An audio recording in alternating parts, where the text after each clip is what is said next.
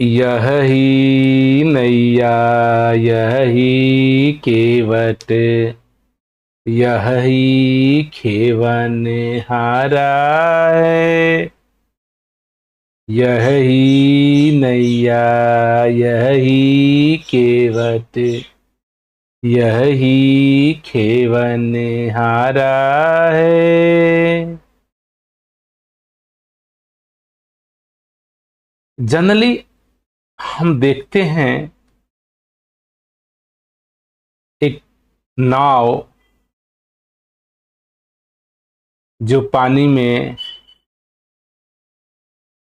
तैरती है, तो हमारी दृष्टि में एक नाव होती है, एक नाव चलाने वाला होता है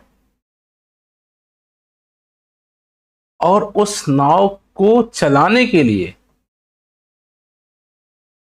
वो आदमी जो नाविक होता है वो प्रयत्न करता है, खेता है नाव को। तो जनरली होता है कि जब हम नाव के द्वारा हम नदी को, सागर को, तालाब को के एक छोर से दूसरे छोर को जाने के लिए हम नाव का सहारा लेते हैं। तो हमारे आम चाल की भाषा में तो यही दिखने में आता है कि मैं किनारे पे गया, मैं अलग था, एक नाव थी, एक नाविक था, मैं नाव में बैठ गया और जो नाविक था, नाव का जो मालिक था, जो नाव चलाने वाला था, नाव चलाने लगा और नाव चलते चलते समुद्र के एक किनारे से दूसरे किनारे पे पहुंच जाती है, या तालाब के एक किनारे से दूसरे किनारे पहुंच जाती है, या नदी के एक किनारे से दूसरे किनारे तक। तो हम इतने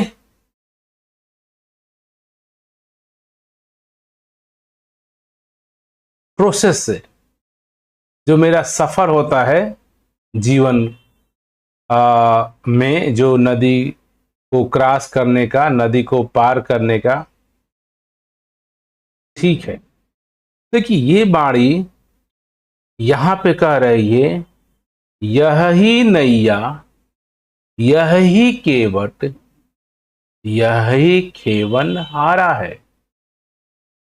ये तो सिर्फ एक ही की बात कर रही है। ये कैसे संभव है? आमतौर पे हम विचार करेंगे तो हम बड़े आश्चर्य में पड़ जाएंगे कि ये कैसे संभव है। यही नाव भी है, यही केवट भी है, यही खेवनहार भी है, लेकिन आम दृष्टि में जब मैं देखता हूं तो नाव होती है, नाविक होता है, वो चलाता है, खेता है, तब हम कहीं पार होते हैं। तो ये बात मिलती हुई नजर नहीं आती। अब थोड़ा सा इसको हम विचार करें। ये संत महात्मा की वाणी है, हमें किस तरह प्रेरित कर रही है। ये संत महात्मा जो होते हैं, छोटे छोटे वाणियों से हमें जीवन में एक मैसेज देते हैं, एक जीवन में रास्ता देते हैं। तो दास इस वाणी को जब पढ़ रहा था तो दास को ख्याल आया नाना प्रकार के, लेकिन विचार करते करते, समझते समझते दास यहां तक समझ पाया। हो सकता है ये दास की अपनी समझ है। जिस संत ने इस वाणी को लिखा, जिस सतगुरु ने इसको लिखा, गुरु ने लिखा, उसका क्या ध्येय था, बोलने का क्या मकसद था, शायद हम वो तो नहीं पहुंच पाएंगे, लेकिन जितना ज्ञान है, जितनी समझ है, यहाँ पे चर्चा जो की जा रही है, जो नाविक का, नाव का, केवट का, खेवनहारा का, यह हमको उदाहरण के तौर पे समझाया जा रहा है कि जैसे हम अपने जीवन में एक मंजिल को, एक समुद्र को, एक सागर को पार करना होता है तो हम इस नाव का सहारा लेते हैं और एक किनारे से दूसरे किनारे पे चले जाते हैं। संत महात्मा यही यहां बताना चाह रहे हैं कि जो मेरा जीवन है ये भी एक यात्रा है, सफर है, और इस सफर में जैसे कि मान लीजिए कि मैं अपने एक गांव से, कस्बे से, शहर से चल दिया, तो एक मेरा मकसद होगा चलने का कि मुझे दूसरे गांव जाना है, रिश्तेदार के यहाँ जाना है, कोई काम है। लेकिन उस रास्ते में हमको ये नदी आ गई, तालाब आ गया, समुद्र आ गया, अब इसको मुझे क्रॉस करके ही दूसरे गांव पे, अपने मंजिल पे जाना है।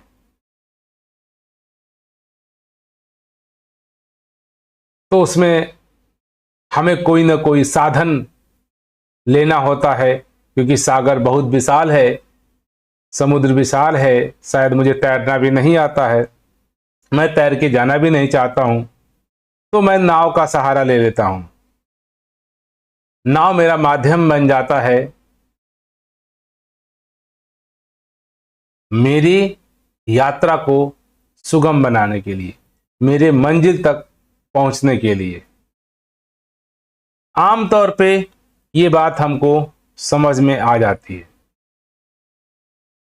संत महात्मा इसी तरह से इस वाणी के द्वारा हमें ये समझाने का प्रयास कर रहे हैं कि जो ये मेरा जीवन है ये भी एक साधन है। मैं अपनी यात्रा पे निकला हूं और इस यात्रा में ये मेरा शरीर है, एक साधन है जो संसार की यात्रा इससे तय करनी है। जैसे समुद्र की यात्रा, पानी की यात्रा तय करने के लिए नाव एक साधन बना, संत महात्मा ये बता रहे हैं, ये वाणी बता रही है कि इस संसार की यात्रा करने के लिए ही मुझे ये जीवन रूपी शरीर मिला है। जीवन यात्रा कर रहा है, लेकिन यात्रा करने के लिए, जो ये संसार की यात्रा करने के लिए उसे इस शरीर का, शरीर रूपी नौके का, साधन का इस्तेमाल करना है। तो हम सभी अपने जीवन की यात्रा पे हैं। जीवन की यात्रा करते करते आज मैं इस संसार में आए हैं और इस संसार को पार करने के लिए, संसार को क्रॉस करने के लिए मुझे ये शरीर का सहारा लेना पड़ा है।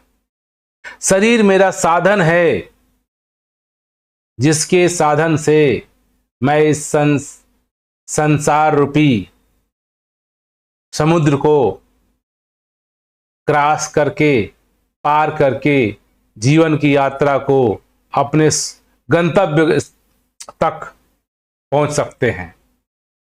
तो संत महात्मा छोटे छोटे उदाहरणों से, कहानियों से, कविताओं से हम इंसान को, हम मानव को ये समझाने का प्रयत्न करते हैं कि हे इंसान, इस संसार में आकर के जिस वजह से, जिस मकसद से, जिस कार्य से तुझे ये जीवन रूपी, शरीर रूपी नौका मिला है, इस नौका को ही तू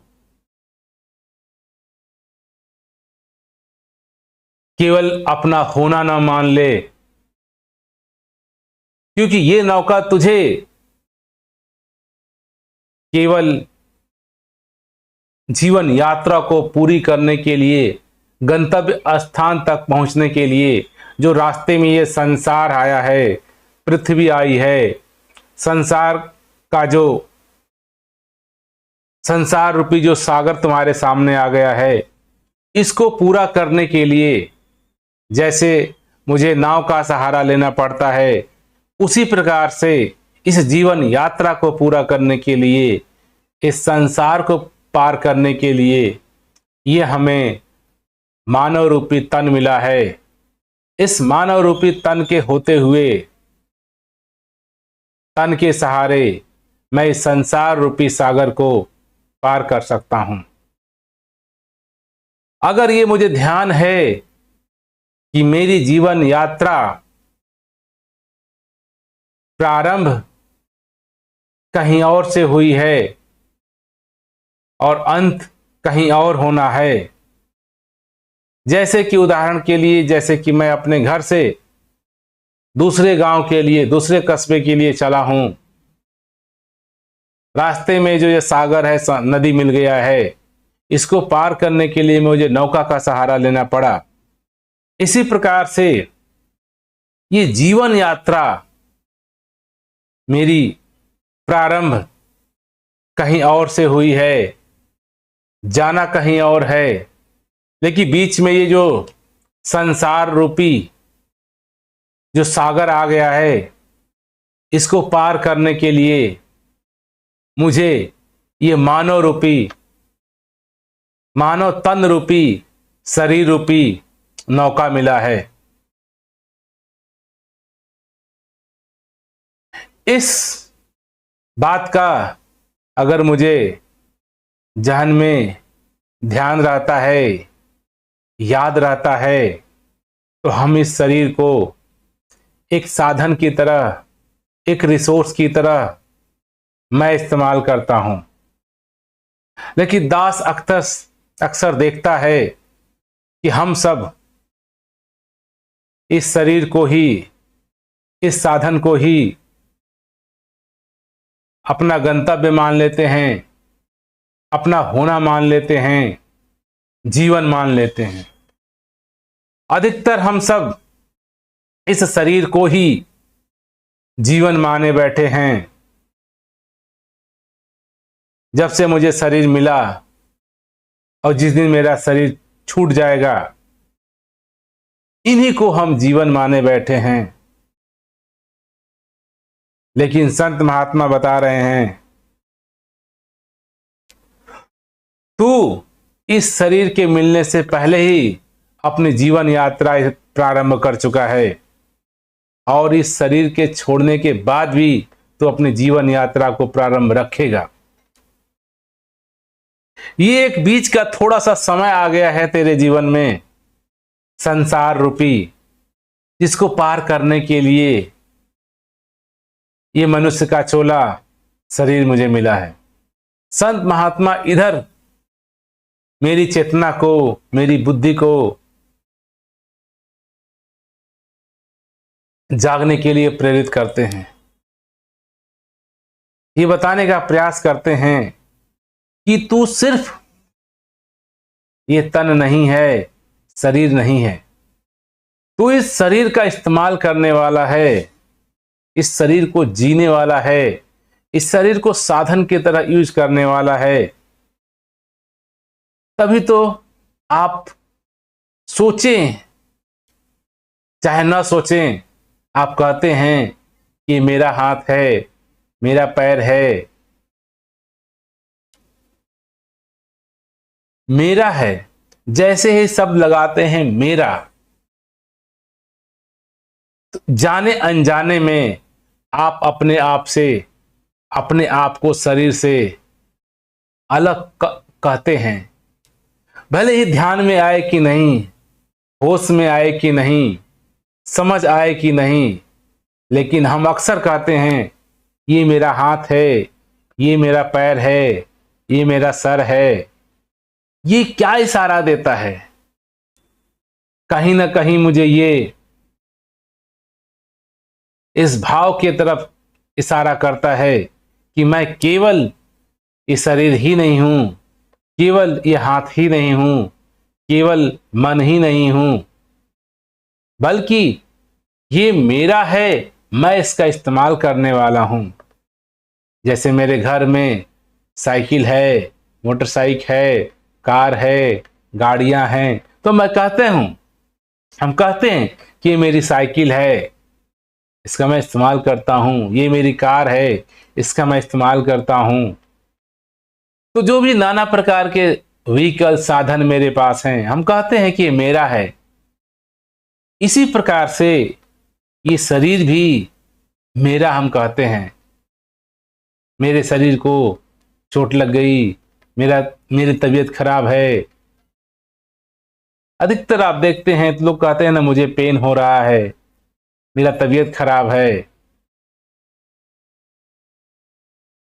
ये बातें कहीं ना कहीं मुझे डायरेक्टली और इनडायरेक्टली ये बताना चाहती हैं, मैं जो स्वयं हूं, कहीं ना कहीं अपने आप को शब्दों के माध्यम से भी जताना चाहता हूं कि मैं और मेरा शरीर अलग अलग है। मैं इस शरीर का इस्तेमाल करता हूं, जैसे कि मैं आंखों का इस्तेमाल करता हूं, कानों का इस्तेमाल करता हूं, जीवा का इस्तेमाल करता हूं। तो संत महात्मा यही बता रहे हैं कि जैसे यात्री नाव का एज साधन के रूप में इस्तेमाल करता है समुद्र की यात्रा को पूरी करने के लिए, उसी तरह से हम सभी इस संसार की यात्रा को पूरी करने के लिए थोड़े समय के लिए ये नाव रूपी जो शरीर है हमने इस्तेमाल कर रहे हैं। लेकिन हम अक्सर ये भूले जाते हैं, ये संसाधन सिर्फ और सिर्फ संसार की यात्रा पूरी करने के लिए है। संसार ये हमेशा रहेगा, हमेशा है। जैसे कि नदी, जो यात्री नदी को पार करना चाह रहा है, वो एक नदी के छोर से नाव के माध्यम से दूसरे नदी के छोर में चला जाता है और आगे बढ़ जाता है। लेकिन नदी चली जा रही है, नदी बहती जा रही है। कितने लोगों को नदी ने पार कराया, नाव ने कितने लोगों को पार कराया।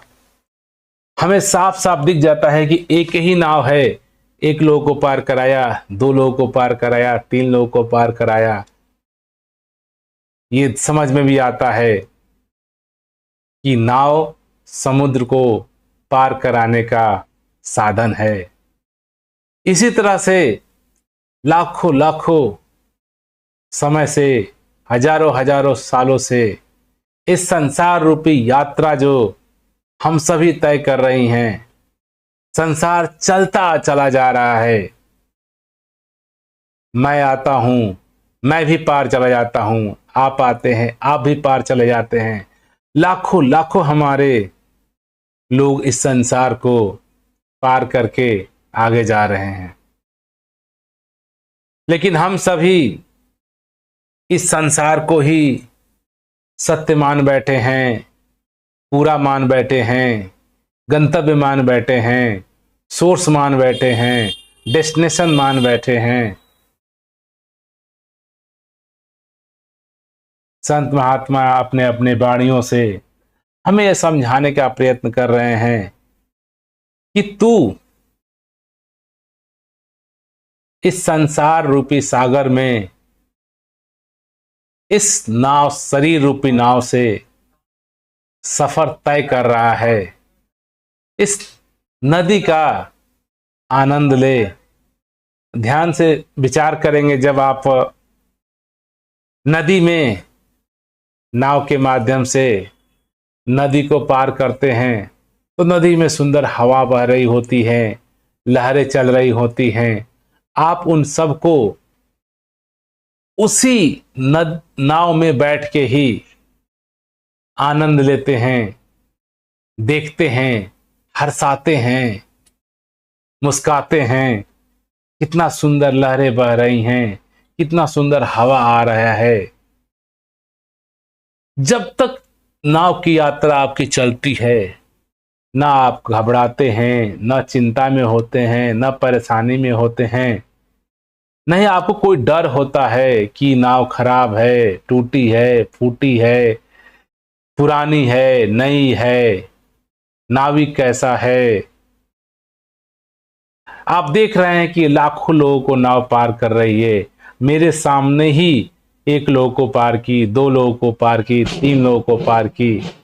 तो ये विश्वास जग जाता है आपको, आप भी उस नाव पे सवार हो जाते हो। वो नाव काली है, कोटी है, टूटी है, फूटी है, लकड़ी की है, जैसी भी है, आप नाव पे सफर शुरू कर देते हैं। और उस दौरान नदी में मछलियां हैं, लहरें हैं, समुद्र हवाएं हैं, सुंदर सुंदर नजारे हैं नदी में, नाना प्रकार के कई बार आपको दृश्य सागर में दिखने को मिलता है, समुद्र में दिखने को मिलता है। आप उन सब का उत्साह से अचंभा होकर के आनंद लेते हैं, एंजॉय करते हैं।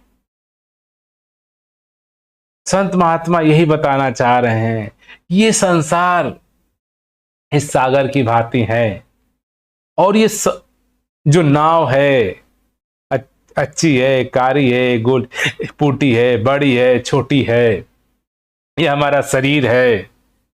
किसी का छोटा शरीर, बड़ा शरीर, मोटा शरीर, पतला शरीर, काला शरीर, कुछ भी है, ये नाव है। आप इस नाव पे बैठ करके इस संसार की यात्रा को प्रारंभ किए हैं, और इस संसार में नाना प्रकार के सुंदर दृश्य आपको देखने को मिल रहे हैं। माता पिता देखने को मिल रहे हैं, सगे संबंधी दिखने को मिल रहे हैं, घर घर जायदाद देखने को मिल रहे हैं, रिश्तेदार मिल रहे हैं, पद पदवियां मिल रही हैं। आप इन सब का खुशी खुशी आनंद ले रहे हैं, लेते हुए इस जीवन यात्रा को। जैसे ही समुद्र का दूसरा किनारा आता है, नाव आपकी छूट जाती है, नाव आप छोड़ देते हैं, आप नाव से उतर जाते हैं और अपने जो ओरिजिनल यात्रा है उस पे सवार चल देते हैं। और उस पूरे यात्रा के दौरान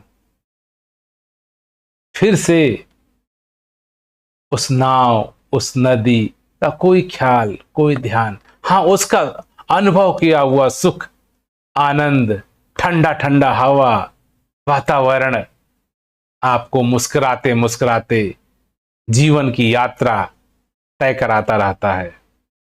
संत महात्मा कहते हैं, अगर मैं अपने जीवन को ये समझ जाऊं एक नौका की तरह, इस संसार को मैं समझ जाऊं एक समुद्र की तरह, एक नदी की तरह।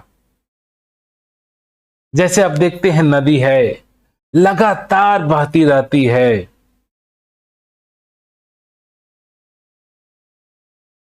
इसी प्रकार से ये संसार जो भी आपको दिख रहा है लगातार बह रहा है, लगातार परिवर्तन में है, लगातार चले जा रहा है। यही तो कारण है, अगर वो नदी बही जा रही है, बही जा रही है, परिवर्तन होता जा रहा है, छल पल पल, छिन छिन नदी को अगर ध्यान से देखेंगे तो नदी में जैसे ही सफर प्रारंभ करते हैं, वो जो नदी का पानी था बह के आगे चला गया, फिर दूसरा पानी आ गया, वो भी चला गया।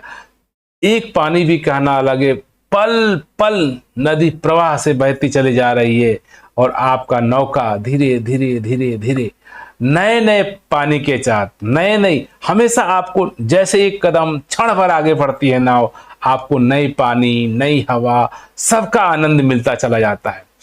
पल पल, छिन छिन। एक वैज्ञानिक का कहना है कि हम कई बार देखते हैं कि जिस नदी को मैं देख रहा हूं आज, कल भी क्या मैं उसी नदी को देखता हूं। देखने में आमतौर पर लगता है कि हाँ वही नदी है। उस नदी के किनारे जो गांव है, वहां के लोग वही सोचते हैं कि यही नदी है, वही एक नदी है, वही पानी है।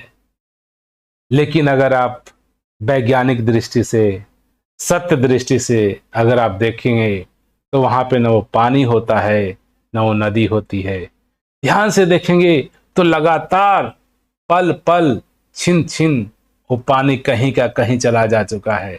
जो पानी एक क्षण कल के लिए यहाँ पे था, यहां तक कि कहा गया है कि नदी में आप एक कदम रखते हैं, एक कदम पूरा रख भी नहीं पाते, वो पानी दूसरा हो जाता है। बवाह बहाव पानी के बवाह की वजह से हमें लगता है कि हम इसी पानी में कदम रख रहे हैं। साइंटिफिक दृष्टि है कि हम पानी के अंदर अपना एक कदम, जो पहला कदम रख रहे हैं पानी के अंदर, वो पानी, और थोड़ा घुटना जाते जाते दूसरा पानी, उसके नीचे जाते तीसरा पानी, वो बहाव इतना परिवर्तन हो रहा है, लगातार परिवर्तन हो रहा है कि हम एक साथ एक ही नदी में एक ही पानी में खड़े भी नहीं हो सकते। तो दास का कहने का मतलब है कि जैसे इस पानी में लगातार दिन पर दिन परिवर्तन हो रहा है, फिर भी आप उसी पानी में नाव को चलाते हुए, नाव पे सवार होकर के आगे चलते चले जाते हैं। इसी प्रकार ये संसार, इसमें देखिए दिन प्रति पल पल क्षण परिवर्तन होते चला जा रहा है। हम शायद कह रहे हैं कि उसी संसार में मैं रोज जी रहा हूं, ये हमारी सिर्फ एक भ्रांति है। हकीकत में है न वही सूरज है, न वही चांद है, न वही धरती है, न वही हवा है। पल पल छिन छिन बदलता जा रहा है। देखिए सूरज से जो किरणें आई वो चली गई, दूसरी किरणें, लगातार कंटिन्यूअस किरणें वहां से आ रही हैं। एक ही वही किरण नहीं है। साइंटिफिक दृष्टि से देखें, वैज्ञानिक दृष्टि से देखें तो इस संसार में हर पदार्थ, हर क्षण, हर पल परिवर्तन में है। और इसी परिवर्तन में के होते हुए भी, जैसे कि हमें नदी बिल्कुल शांत बहता हुआ फिर भी मुझे पानी पानी दिखता है, परिवर्तन नहीं दिखता है, बहाव दिखता है, दिखता है कि एक ही है बह रहा है। इसी तरह से ये पूरा संसार मुझे लगता पानी की तरह एक ही जैसा लगता है कि वही सूरज, वही चांद, वही सितारे, वही अग्नि, वही खाना, वही रिश्तेदार, वही माता पिता, वही सगे संबंधी, ये होते होते लेकिन हर जीव जंतु, इवन आप में भी लगातार परिवर्तन होता जा रहा है। संत महात्मा कह रहे हैं ऐसे परिवर्तन के बावजूद भी, जैसे आप समुद्र में मछलियों का, लहरों का, ठंडक ठंडक हवाओं का, उस दृश्य का आनंद लेते हुए जीवन की नौका को पार करते हैं, उसी तरह से ये जीवन यात्रा है। इस संसार में आए हैं, ये जीवन यात्रा प्रारंभ हुई है। इसमें आपको नाना प्रकार के लोग, माता पिता, रिश्तेदार, सखा, बंधु सभी मिलेंगे। सब आपको के लिए आनंद का साधन बनेंगे, सुख का साधन बनेंगे। ये जैसे भी हैं, आप देखते हो सागर में एक मछली छोटी भी है, एक मछली बड़ी भी है, एक काली भी है, एक गोरी भी है, एक उछल रही है, एक नहीं उछल रही है। इन सब का लयबद्धता ही क्या आपको सुंदर दृश्य देता है। एक मछली तैर रही थी, एक जंप कर रही थी, एक उछल रही थी, एक चल भी नहीं पा रही थी, एक तैर रही थी। ये सारे विभिन्नता वाला दृश्य आपको सुंदर, मनमोहक आनंद प्राप्त कर रहा था, आनंद दे रहा था। इसी प्रकार से ये संसार में कोई छोटे हैं, कोई बड़े हैं, कोई दुख में हैं, कोई सुख में है, कोई अच्छे हैं, कोई बहुत अच्छे हैं। ये सारे मिल करके आपके जीवन को सुखमय, आनंदमय, हर तरह का दृश्य दिखा रहे हैं। आपको सिर्फ अच्छा ही अच्छा लगेगा, मनमोहक ही लगेगा, क्योंकि आपको पता है मैं ये संसार रूपी यात्रा को तय करने वाला हूं। ये मात्र मैंने शरीर का साधन लिया है, शरीर मेरा एक साध्य है, मेरा रिसोर्सेज है। ये शरीर में के पास छोटा नाव है, बड़ा नाव है, अच्छा नाव है, लकड़ी का है, स्टील का है, सोने का है, चांदी का है, कोई फर्क नहीं पड़ता है। जैसे आप उस नाव पे बैठे हो, उस नाव पे बैठ करके सागर के, समुद्र के हर दृश्य का आप आनंद उठा रहे हो।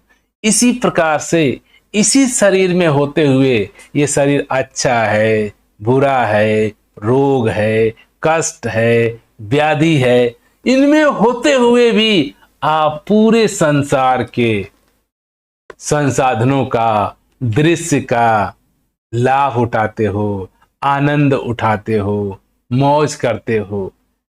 यही कारण है कि जो भी मानव इस रहस्य को समझ जाता है कि संसार रूपी जीवन यात्रा हम यहां तय कर रहे हैं, तो इस अपने शरीर में चाहे सुख हो, चाहे दुख हो, चाहे अमीरी हो, चाहे गरीबी हो, जिस हर हाल में रह करके वो इस प्रभु का आनंद ही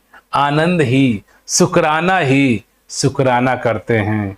चाहे कबीर हो, चाहे रैदास हो, गरीब से गरीबी अवस्था में, धन नहीं है, अच्छे कपड़े नहीं हैं, फिर भी इस संसार को सुखमय, प्रार्थना युक्त धन्यवाद करते चले जा रहे हैं और जीवन की यात्रा को तय किए। तो जो भी सत्य पुरुष हुए, जिन्होंने इस रहस्य को, इस सत्य को जाना कि ये संसार एक जीवन यात्रा है और इस जीवन यात्रा में मैं इस शरीर रूपी नौका का इस्तेमाल कर रहा हूं। ये नौका कैसी भी है, अच्छी है, बुरी है, ये पार उतार देगी। इसी तरह से हम सभी के पास ये नौका रूपी शरीर है। शरीर छोटा है, बड़ा है, बुजुर्ग है, रोगग्रस्त है, बलवान है, धनवान है, जैसा भी है, ये संसार रूपी जो यात्रा है वो पार उतार देगा और फिर आप अपने ओरिजिनल रूप में, ओरिजिनल डेस्टिनेशन के लिए सफर प्रारंभ कर देते हैं। यही कारण है कि जिस जिस समय पर संत महात्माओं ने, सत्य पुरुषों ने इस जीवन के रहस्य को समझा कि जीवन कौन सा है, जीवन यात्रा कहां से प्रारंभ हुई है, कहां को जानी है। ये शरीर का जन्मना अर्थात शरीर का मिलना, मृत्यु होना अर्थात शरीर का छूटना, ये संत महात्माओं को नजर आ गया। ये जीवन यात्रा है, नौका है। नौका का काम था सागर से पार उतार देना।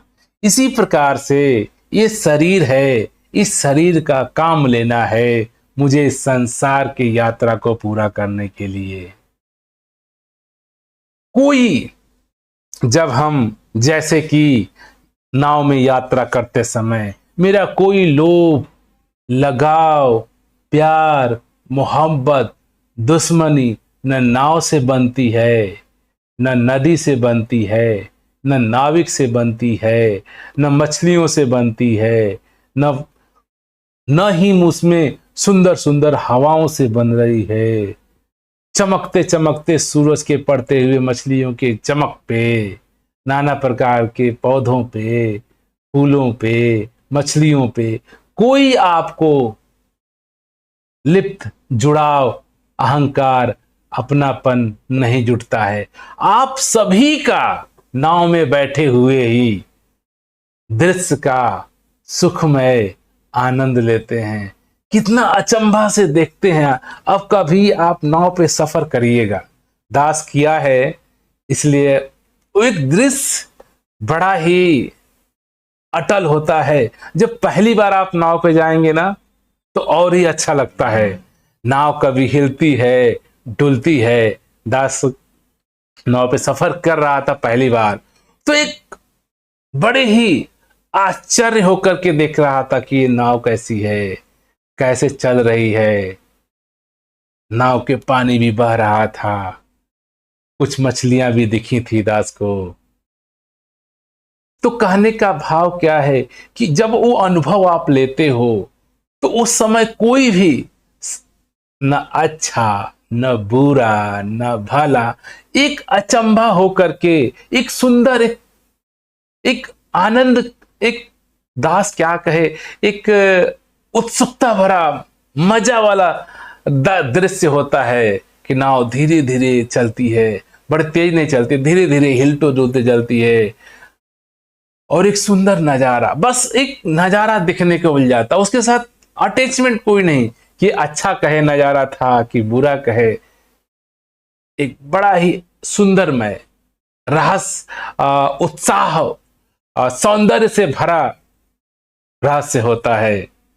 जो भी इस संसार की में वो जीवन यात्रा समझ लेता है और इस शरीर को नौका की तरह इस्तेमाल कर लेता है, देख लेता है, फिर ये पूरा संसार ही उसको एक सुलभ दृश्य की तरह, सुंदर दृश्य की तरह, मनमोहक दृश्य की तरह अच्छा लगता है। मजा आ जाता है, जीवन मजा आ जाता है, तय करना होगा। तो यही कारण है कि जिसने भी इस संसार रूपी सागर के अंदर, इस जीवन रूपी नौका से संसार रूपी सागर को पार किया, उसका जीवन समुद्र के अंदर रहते हुए भी सुखमय सुखमय सुखमय, दृश्यमय दृश्यमय, बस कौतूहल पूर्वक पूरे संसार को देखता है, आश्चर्य घटनाएं घटित होती हैं उसको देखता है, उसका अनुभव लेता है, उसको आनंद मनाता है, उसको शुक्राना मनाता है। कुछ भी होता है उसका आनंद लेता है। यही कारण है कि जिसने भी इस रहस्य, संसार के रहस्य को जान गया, ये मेरा संसार का, इस संसार की एक यात्रा है, मैं चला तो कहीं और से हूं, जाऊंगा कहीं और, लेकिन जो संसार रूपी मेरी यात्रा है, ये बहुत ही मनमोहक, सुंदर, आनंदमयी यात्रा है, क्योंकि इसमें मैं बस सवार हो गया हूं, स्वतः चल रहा है। हम नाव में बैठ गए हैं, अब मैं कुछ करना नहीं होता है, नाविक नाव को खे रहा है, चले जा रहा है, गीत गा रहा है, सुन रहा है, चिड़िया चहचहा रही हैं, सुंदर हवा बह रहा है, मैं कुछ नहीं करता हूं, मैं इन सब का नाव में बैठे बैठे आनंद लेता हूं, चिड़िया के चहचहाहट का, सुंदर हवाओं का, इतनी सुंदर ठंडी ठंडी हवाएं आती हैं, हवा बहती है। यही कारण है कि जो भी सत्य महापुरुष, संत महापुरुषों ने इस जीवन के रहस्य को समझ लिया कि ये संसार में वो यात्रा तय कर रहे हैं अपनी, तो इस संसार में जो भी सुंदर घटनाएं, जो भी गतिविधियां होती है, उन सभी के लिए वो उत्सुकता पूर्वक, आदर पूर्वक आनंद लेते हैं, दृश्य को देखते हैं, दृश्य को देखते हुए जीवन सफर तय करते हैं। चाहे कृष्ण की बात हो, राम की बात हो, मीरा की बात हो, कबीर की बात हो, जीसस की बात हो, सभी संतों ने इस संसार को बड़े ही सुंदर ढंग से, जो भी गतिविधियां हुई, अच्छा से अच्छा, बुरा से बुरा भी, हम जिनको अच्छा कहते हैं, हम जिनको बुरा कहते हैं, ये सारे हम पे कोई असर नहीं डालते हैं, क्योंकि मैं सिर्फ बिना कुछ किए इस नौका में बैठ गया। नौका अपने आप चल रही है, अपने आप पार उतार देगी। अब इस नौका के साथ क्या घट रहा है? जब नौका चलती है तो हवाएं आती हैं, पानी का जोर भी, दबाव भी, छाप भी नौका पे पड़ता है। नौका गंदी होती है, चोट खाती है, फिर भी बही जाती है, बही जाती है और आपको उस छोर पे उतारती है। जैसे ही मैंने जन्म लिया, नाना प्रकार के, जैसे पानी का जोर, मिट्टी का जोर, मछलियों का जोर, हवाओं का जोर नौका पे लगता है, फिर भी नौका धीरे धीरे धीरे धीरे आगे बढ़ती हुई चली जाती है। इसी प्रकार से मेरा जीवन, जैसे मैं जन्म लिया, माता के रूप में, पिता के रूप में, अच्छा के रूप में, पढ़ाई के रूप में, नाना प्रकार का जोर, नाना प्रकार का प्रेशर इस शरीर पे लगता चला जाता है। पढ़ाई का, लिखाई का, बिजनेस का, काम का, धाम का, इस शरीर में होता चला जाता है।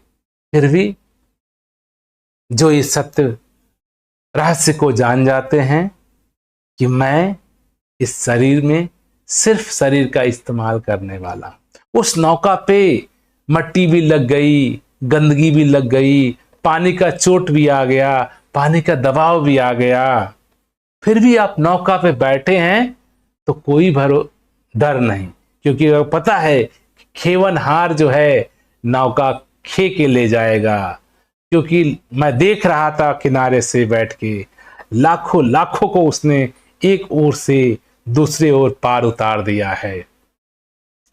इसी वजह से ये विश्वास बना मुझे, तभी मैं इस नौका पे बैठा हूं। इस मलाह पे विश्वास है, तभी मैं नाव पे सवार हुआ हूं। आप नाव पे जाएंगे, वहां तुरंत जाके आप बैठ नहीं जाते हैं, पहले देखते भी हैं कि लोगों को कैसे पार उतार रहा है, लोग कैसे बैठ रहे हैं। कई नाव होती हैं, आपको जो उचित लगता है उस नाव में बैठ जाते हैं, सोच समझ के, हाँ या एक नाव है तो एक नाव में बैठ जाते हैं। लेकिन जब बैठ जाते हैं तो आप एक विश्वास के साथ बैठते हैं, भरोसा के साथ बैठते हैं, अब मैं उस तरफ पार हो जाऊंगा। अब चिंता छोड़ देते हैं, अब इसके ऊपर छोड़ देते हैं, मल्लाह के ऊपर। अब आपको सिर्फ आनंद का काम रह जाता है। दृश्य को देखो, आनंद लो, कैसे पार हो रहे हैं। ऐसे ही जैसे आपने इस शरीर को चुना, आप इस शरीर में आए हो तो सोच समझ के आपने शरीर लिया है, और ये विश्वास है आपको कि ये शरीर संसार की नौका को पार कर देगी। जन्म मिला है, मृत्यु आ जाएगी, अर्थात पार हो जाएंगे संसार को। या आज से नहीं, नाना नाना सालों से इतिहास देख लीजिए, ये शरीर रूपी नौका सभी को पार लगाता है, सभी को संसार की यात्रा पूरी कराता है। तो आपकी भी यात्रा पूरी हो जाएगी। जिसको मैं जन्म कहूं, यात्रा प्रारंभ हुई, मृत्यु कहीं, संसार की यात्रा समाप्त हुई, आपकी यात्रा समाप्त नहीं हुई। आप नाव में बैठने वाले हो, नाव को इस्तेमाल करने वाले हो। ये नाव नहीं थी तो भी आप थे, ये यात्रा शुरू नहीं हुई थी तो भी आप थे, यात्रा फिनिश हो जाएगी तो भी आप रहोगे। यही संसार में संत महात्मा हम सभी को जगाने का प्रयास कर रहे हैं, बताने का प्रयास कर रहे हैं कि तू किस बात की थोड़ी सी समय यात्रा जो इस नाव में तुझे मिली है, किस बात की परेशानी में तू इतना जीवन जीता है, इतनी चिंता, बेचैनी, परेशानी, दुख, तकलीफ किस बात की ले रहा है। तो विश्वास करके इस नौका पे सवार हुआ है, इस नौका के खेवनहार को खेने दे। तू जस्ट दृष्टा की तरह इसको देखने वाला है, ये सिर्फ तू देखने वाला है। जो भी घटनाएं नाव के साथ घटेगी, खेवनहार के साथ घटेगी, नदी के साथ घटेगी, मछलियों के साथ घटेगी, तुझे कोई फर्क नहीं डालती हैं। तू इनसे फर्क तेरे ऊपर पड़ेगा नहीं।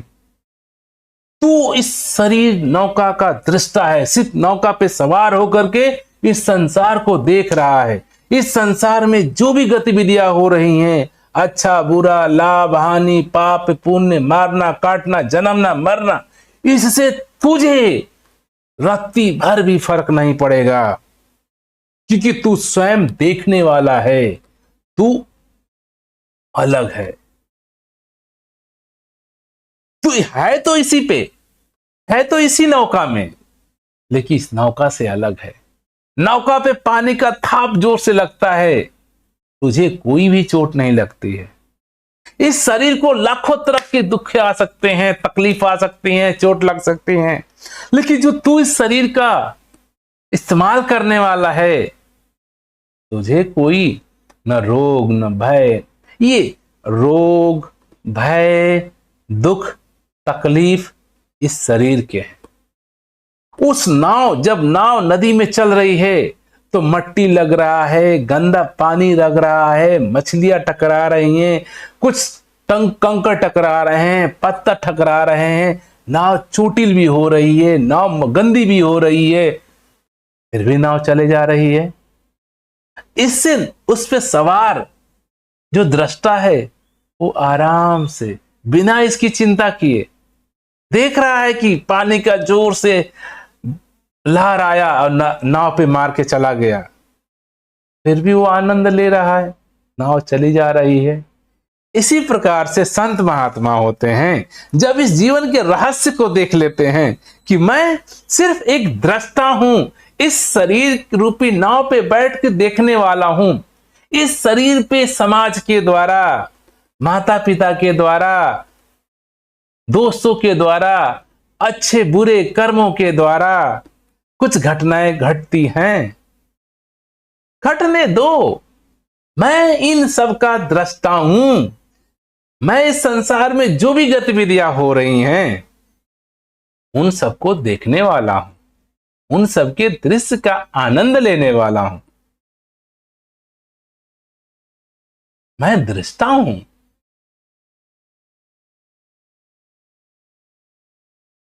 इस संसार की कोई भी गतिविधियां मुझे प्रभावित नहीं कर सकती। ना ये पानी, ना ये नाव, ये नाविक, ना खेवनहार, मुझे तो मेरी यात्रा प्रारंभ कहीं और से हुई है। इस संसार में इस शरीर रूपी नौके पे मैं बैठ गया हूं और इस संसार से पार उतर के कहीं और भी मुझे जाना है।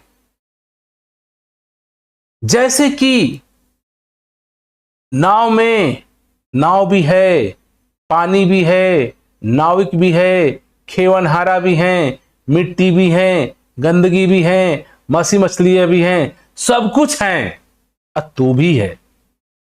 देखिए ये सब कुछ तुझे कोई प्रभावित नहीं करती हैं। तू उन सब से, पानी से, कीचड़ से, नाव से, गंदगी से, चिड़ियों की चहचहाहट से, सुंदरता से, ठंडी ठंडी हवाओं से तो बिल्कुल अलग है। इन सब का तू इस्तेमाल करता है, इन सब का तू आनंद लेता है, ठंडी ठंडी हवाओं का आनंद लेता है।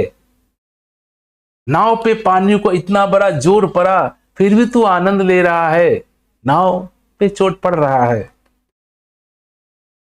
तू सिर्फ देखने वाला बन जाता है, सिर्फ दृष्टा बन जाता है, तू दृश्य का आनंद लेने वाला बन जाता है। इसी प्रकार से संत महात्मा हमें समझाने का प्रयत्न करते हैं कि ये जीवन में जो भी घटनाएं घटित हो रही हैं सिर्फ तू देखने वाला है। इनसे तेरे ऊपर कोई भी ये तुझे कुछ भी प्रभावित नहीं कर सकते। जितना भी चोट लग जाए, हवा आ जाए, गर्मी आ जाए, चोट दुख आ जाए, बीमारी आ जाए, तबीयत कुछ भी हो जाए, तू इन सब से प्रभावित नहीं हो सकता, क्योंकि तू दृष्टा है, सिर्फ इस्तेमाल करने वाला है। कई बार हम देखते हैं गाड़ी में सफर करते हैं, ट्रेन में करते हैं, कार में करते हैं। कार चली जा रही है, कार का पैर, व्हील, इंजन, बाहर के शीशे, धूल धक्कड़, हवा पानी, कई लोग, कहीं पत्थर गिर गया, कहीं ओले पड़ गए, कहीं बारिश पड़ गए, नाना प्रकार के चोटिल होती है गाड़ी। फिर आप उसके अंदर आराम से बैठे सफर कर देते हो, अपना गंतव्य स्थान पे चले जाते हो। थोड़ी देर के लिए आपको लगता है कि बारिश हो रही है, डर भय लगता है।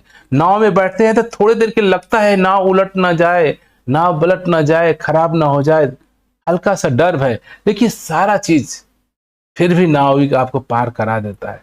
आप विश्वास से नाव पे बैठे हैं। इसी तरह से ये बड़े सोच समझ करके आपने शरीर चुना है, ऐसे नहीं चुना है। आपने शरीर को चुन के लिया है।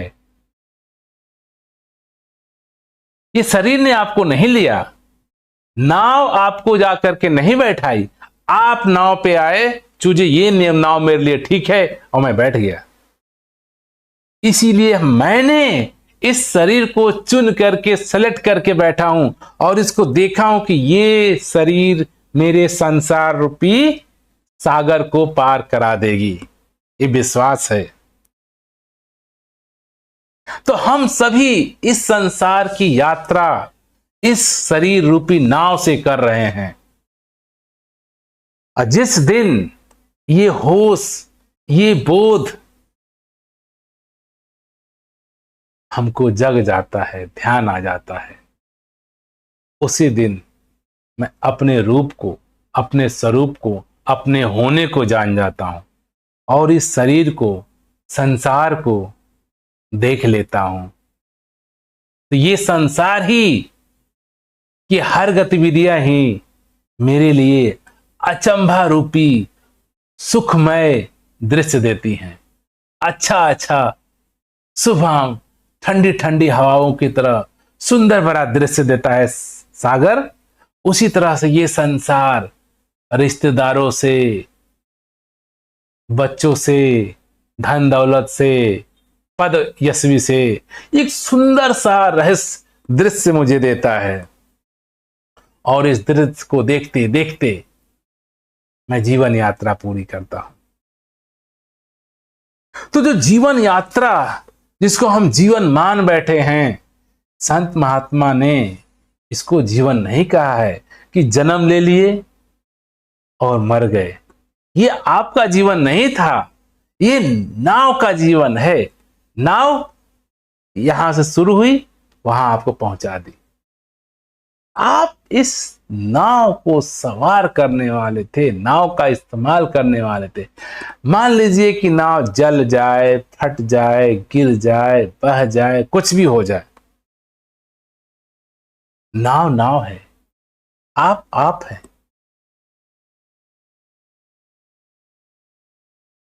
और ये बाणी यहां तक नहीं रुकती है, थोड़ी आगे की बात कर, यहां तक तो आमतौर पर संत महात्मा हर जगह समझाते हैं। अब इस बाणी को के गहराई में चलते हैं, एक लेवल और अंदर चले। यह ही नैया, यह ही केवट, यह ही खेवन हारा है। अब कह रहा है कि जो नाव है, जो खेवट है, जो खेवन हार है और जो बैठा है, हमें देखने में ये तीनों अलग अलग लगती हैं, अलग अलग हैं, लेकिन हकीकत रूप में, सत्य रूप में तीनों ही इसी एक आपके ही स्वरूप हैं। आपके ही ये तीन रूप हैं। यही आपका स्वरूप जो सत्य है, आपका स्वभाव सत्य है, तो सत्य ही का ही एक रूप पानी भी है, सत्य का एक रूप नाव भी है, सत्य का एक रूप खेवन भी है, सत्य का खेने वाला भी है। सत्य के ही तीन रूप हैं। जैसे ही आप सत्य निराकार परमात्मा स्वयं का बोध करते हो, तब देखते हो कि ये जो नदी है, नाव है, नाविक है, अब मैं हूं, इन तीनों एक ही है, एक के ही रूप हैं, एक की ही अलग अलग फॉर्म है। ये संत महात्मा और गहराई में गए और इसके स्पष्ट किए इस बात को कि जब तू स्वयं को, अपने आप के रूप को, स्वयं को जानता है, स्वयं के स्वरूप का बोध करता है, तो तू पाता है कि तेरा ही एक रूप जो दृष्टा के रूप में, यात्री के रूप में नाव पे बैठा है, तेरा ही एक रूप नाव के माध्यम में भी है, तेरा ही एक रूप नाविक के माध्यम में भी है, तेरा ही एक रूप नदी है, तेरा ही एक रूप हवा है, तेरा ही एक रूप मछली है। सब सब अलग अलग तेरे ही स्वभाव का, तेरे ही सत्य के रूप है। तो ये बाणी एक और आगे स्तर पे जाके हमें समझा रही है, यही नैया, यही केवट, यही खेवनहारा है। जो ये सत्य निराकार परमात्मा, जो आपका स्वभाव है, जो मेरा स्वभाव है, पूरे स्वभाव है, इसी सत्य का ही ये नाना प्रकार का रूप, ये पूरा संसार इसी का रूप है, तेरा ही रूप है। तेरा शरीर तेरा ही रूप है, और तू जो दृष्टा है, जो देख रहा है, जो इस शरीर को इस्तेमाल कर रहा है, तू जो इस शरीर को इस्तेमाल कर रहा है, तू, तेरा जो शरीर जो दिख रहा है ये, और जो पूरा संसार दिख रहा है ये एक ही है, तेरा ही स्वरूप है, तेरा ही रूप है, तेरा ही फॉर्म है। दिखने को अलग अलग दिख रहा है। दास कई बार उदाहरण देता, किसी भी जगह पे आप देखेंगे, चाहे अपने शरीर में देखिए, कोई भी उदाहरण देख लीजिए, सूरज में देख लीजिए, चांद में देख लीजिए, धरती में देख लीजिए, जीव जंतुओं में देख लीजिए, पेड़ में देख लीजिए। आज आप पेड़ के देखिए, पेड़ क्या, पेड़ तना में भी है, जड़ में भी है, पत्तियों में भी है, फूलों में भी है, फल में भी है। क्या पेड़ से मैं पूछूं, क्या वो पत्ती नहीं है, क्या वो फूल नहीं है, क्या वो फल नहीं है, क्या वो तना नहीं है, क्या वो जड़ नहीं है, वो क्या नहीं है? पेड़ अर्थात समग्र, पूरे को हम पेड़ कह रहे हैं। पेड़ अर्थात जड़ का भी होना, तना का भी होना, शाखाओं का भी होना, पत्तियों का भी होना, फूल का भी होना, फल का भी होना, बीज का भी होना, ये सब कुछ ही देखने में अलग अलग है। अगर मैं इंसान, अगर ये पेड़ से पूछ सके, तो पेड़ कभी नहीं कहेगा कि मेरी पत्तियां मैं नहीं हूं, मेरी शाखाएं मैं नहीं हूं, मेरे डाल मैं नहीं हूं, मैं जड़, वो सब जगह कहेगा कि मैं ही जड़ भी हूं, मैं ही तना भी हूं, मैं ही शाखाएं भी हूं, मैं ही डाल भी हूं। ये तो हम इंसानों की दिमाग की उत्पत्ति भाषा के रूप में अलग अलग देखने पे निर्भर करती है। शायद एक बच्चे की दृष्टि से, अगर एक बच्चा है जिसने कोई भाषा का ज्ञान नहीं है, अगर वो इस पेड़ को देखे तो वो अंतर नहीं कर पाएगा कि डाली क्या है, पत्ती क्या है, फूल क्या है, फल क्या है। कहते हैं वैज्ञानिक कि बच्चा जब पैदा होता है तो उसके लिए संसार एक ही होता है, कोई अलग नहीं होता है।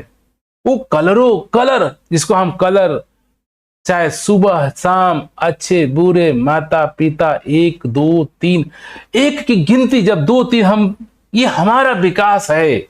अगर हमें 1 2 की गिनती का ना ज्ञान हो, भाषा का ना ज्ञान हो, कलर का ना ज्ञान हो, कुछ भी नहीं हो, तो आप क्या कहोगे?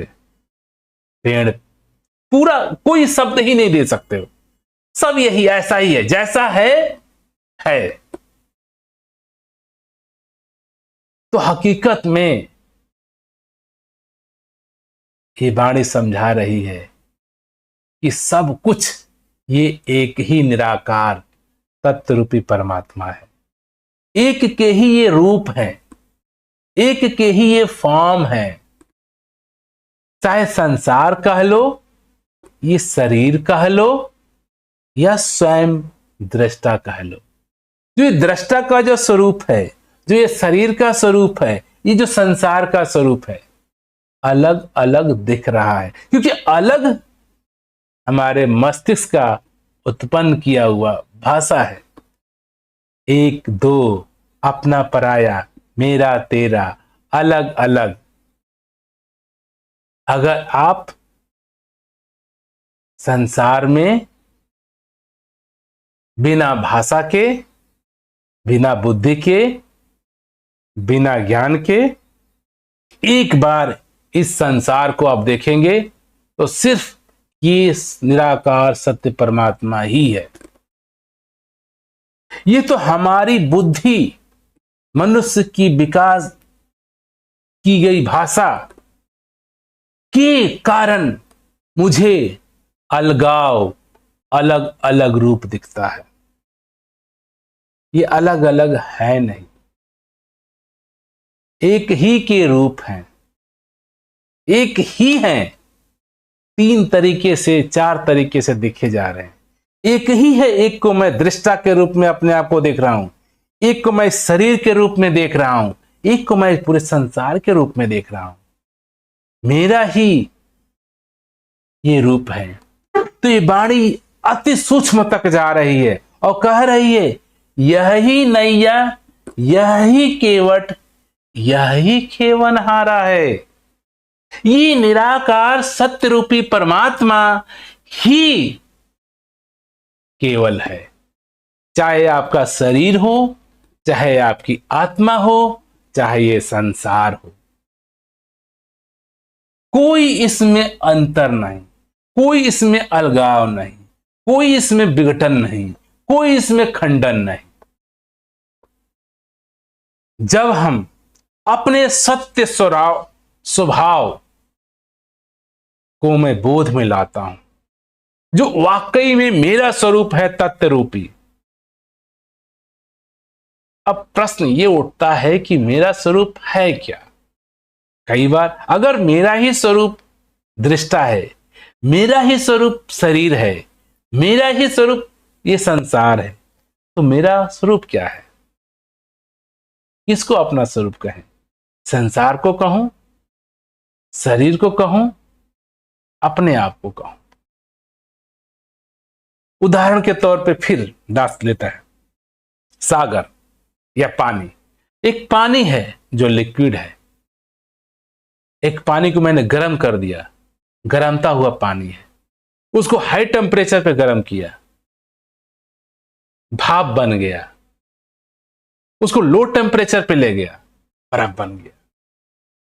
अब बताइए, एक बर्फ है, एक ठंडा पानी है, एक नॉर्मल पानी है, एक गर्म पानी है, एक भाप है। ये अलग अलग रूप दिख रहे हैं, तो मैं क्या कहूं? पानी का रूप क्या बर्फ होता है, वास्तविक रूप है? क्या पानी का रूप मैं कहूं ठंडा पानी है? पानी का रूप क्या मैं कहूं गर्म पानी है? पानी का क्या मैं रूप कहूं गैसेज है, वेपर है, भाप है? ये हमारे मनुष्य की भाषा की उत्पत्ति है, जिसके लिए वो मेन कहना चाहता है कि कौन हूं मैं। अगर मैं भाषा की दृष्टि को हटा दूं, मन बुद्धि को हटा दूं, इसीलिए कहा जाता है ये जो स्वयं का बोध है या आत्मा परमात्मा निराकार की बात है, इसमें मन चित्त बुद्धि से कोई भी चीजों को आप साबित नहीं कर पाते हैं। क्योंकि अब बताइए, आप बुद्धि से किसको कहेंगे कि सही पानी है? बर्फ को कहेंगे पानी है, तो क्या ठंडा पानी पानी नहीं है? अगर मैं ठंडे पानी को पानी बोलूं तो गर्म पानी पानी नहीं है, गर्म पानी को पानी बोलूं तो क्या भाप पानी नहीं है? कौन सा सही पानी और कौन सा गलत पानी, कौन सा सही स्वरूप, कौन सा गलत स्वरूप, ये प्रश्न ही नलिफाई हो जाता है। प्रश्न है ही नहीं ऐसा, ये प्रश्न ही गलत हो जाता है जब आप ओपन खुले दिमाग से केवल अपने चैतन्य स्वरूप से देखते हो उसको।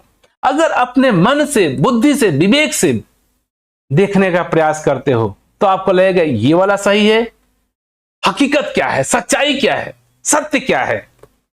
फिर आप मन से देख रहे हैं, बुद्धि से देख रहे हैं, फिर आप फंस गए, अद्वैत में फंस गए।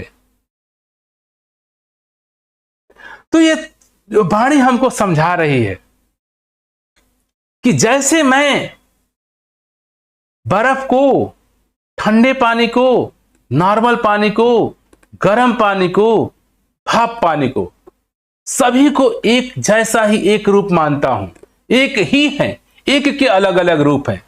कोई नहीं कह सकता हूं कि इसका रूप नहीं है और ये रूप इसका है, सारे ही यही हैं। सारे को मैं पानी कहूं, सारे को मैं बर्फ कहूं, कोई भी भाषा ले लूं, अगर भाषा हटा दूं तो बस है।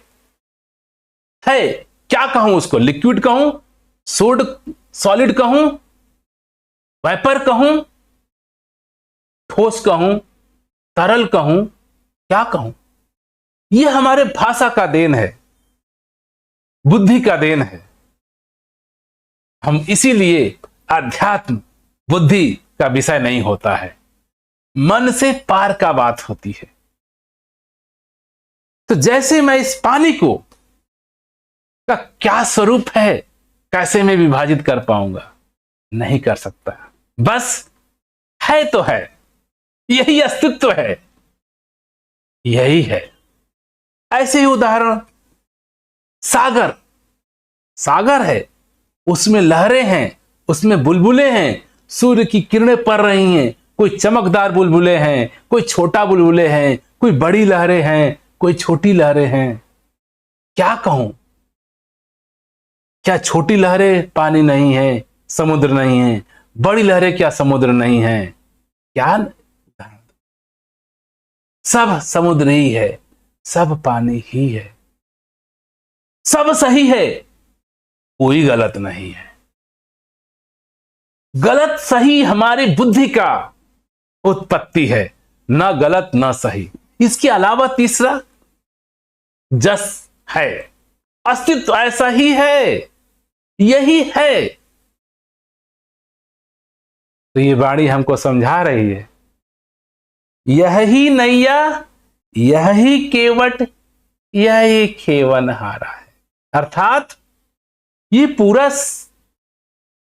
संसार, ये स्वयं सत्य निराकार पानी के रूप में, ये तेरा शरीर नाव के रूप में, यही निराकार, खेने वाला, चलाने वाला स्वयं ये निराकार।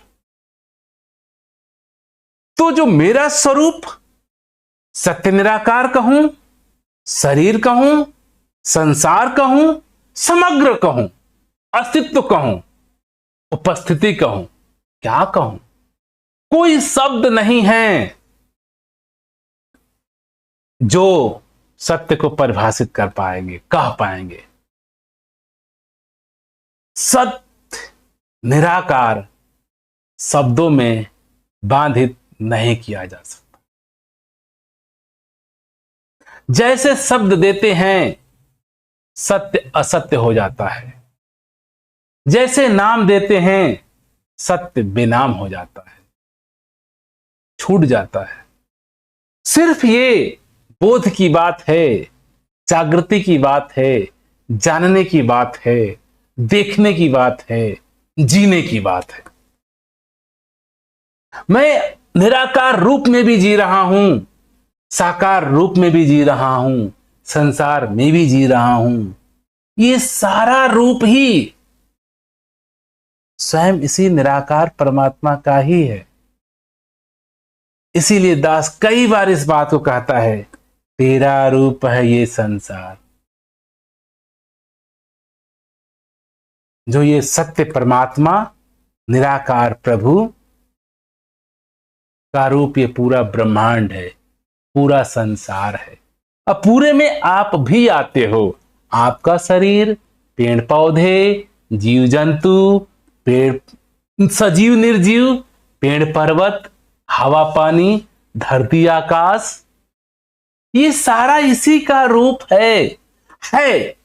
न एक है, न दो है, न तीन है, न अलग है, न छोटा है, न बड़ा है, न काला है, न पीला है, न गोरा है, न अंधकार है, न उबार, कुछ भी नहीं।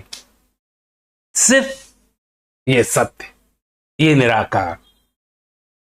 ऐसे सत्य रहस्य को जब संत महात्मा अपने जीवन में अनुभव करते हैं और जब इसको जीते हैं ऐसे, तो संत बनते हैं, तो ऋषि बनते हैं, तो उपनिषद लिखा जाता है, तो ग्रंथ बनते हैं, तो धर्म बनते हैं। अगर जब तक मैं सत्य निराकार रूपी होके जी नहीं पा रहा हूं, मैं धार्मिक नहीं हूं, मेरा जीवन नहीं है, तो संत महात्मा जितने भी इस धरा पे हुए हैं, जो ये सत्य हो गए, निराकार हो गए,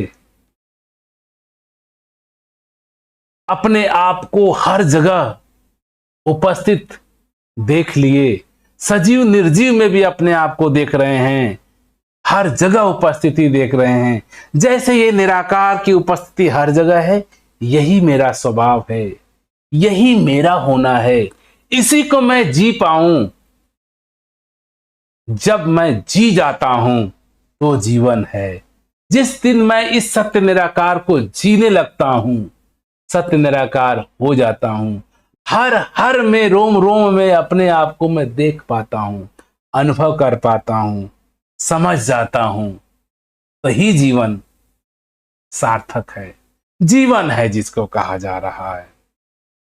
तो जैसे दास बात को आरंभ किया था, आमतौर पे जनरल भाषा में आदमी, यात्रा, नाव, नाविक, नदी, यात्रा शुरू हुई एक जगह घर से दूसरे घर में, एक गांव से दूसरे गांव में, नदी बीच में रास्ता आई, पार करने के लिए नौका लिया, नौका क्रॉस कर लिया, आगे बढ़े।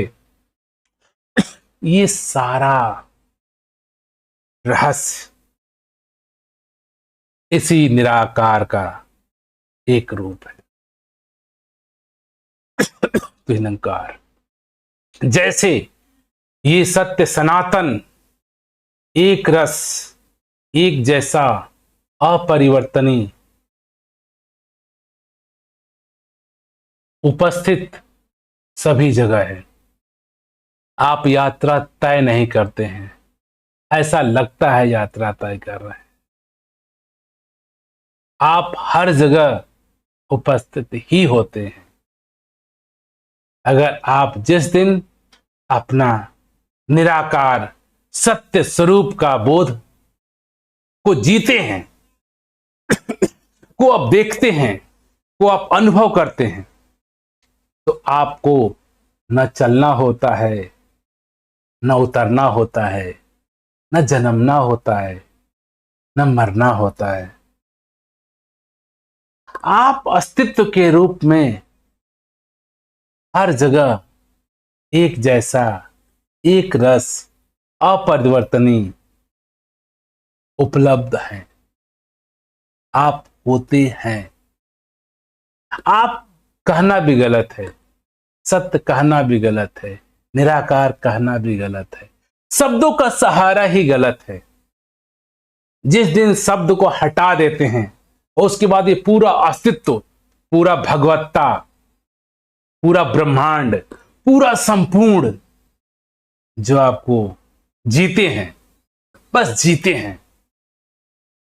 सत्य नाम है जीने का, धर्म नाम है जीने का, परमात्मा नाम है होने का। जस हो जाओ, आप सत्य हो जाओ, निराकार हो जाओ, धर्म हो जाओ, परमात्मा हो जाओ, लव हो जाओ।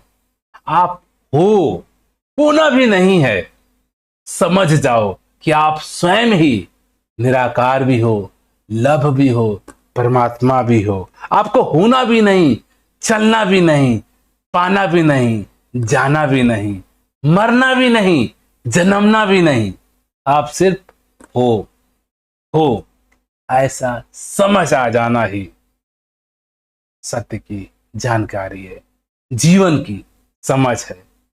सिर्फ हमें ये समझ आ जाए कि मैं हूं, मुझे बनना नहीं, मुझे सत्य बनना नहीं है, मैं सत्य हूं ही।